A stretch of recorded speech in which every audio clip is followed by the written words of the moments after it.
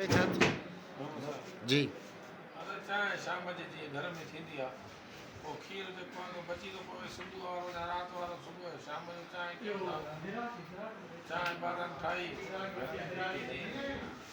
पीअण खां पोइ कुटियो थियो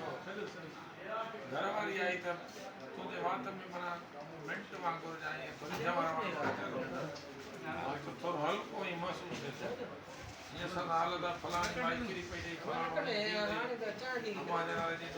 लड़के थी पई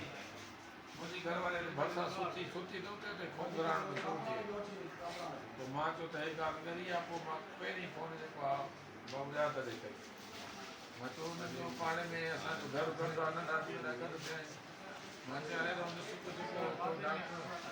पर मूंखे सघे कयमि डॉक्टर मूंखे चयो त इहो डॉक्टर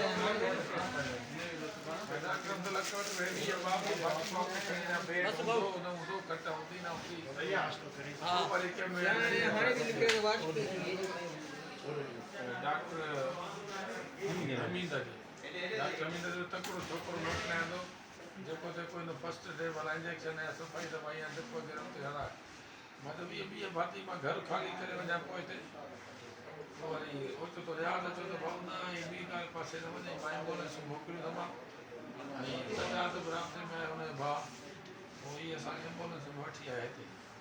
वरी इहो हिकु माना पेरनि ते बीह कोन था सघूं मायूं त किरी पियूं पटनि ते हेठि कुझु थिए हाणे चांहि बि पीअण में का बि माना मिस्टेक कोन आई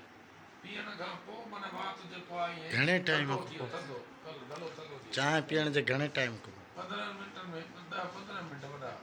सुबुह चांहि रुकी न पीती जीअं बिस्कुट ॿाहिरां घुरायासीं सुबुह जी चांहि या सुबुह जो नेमू जी चांहि पीती आहे हा बिस्कुट मुंहिंजी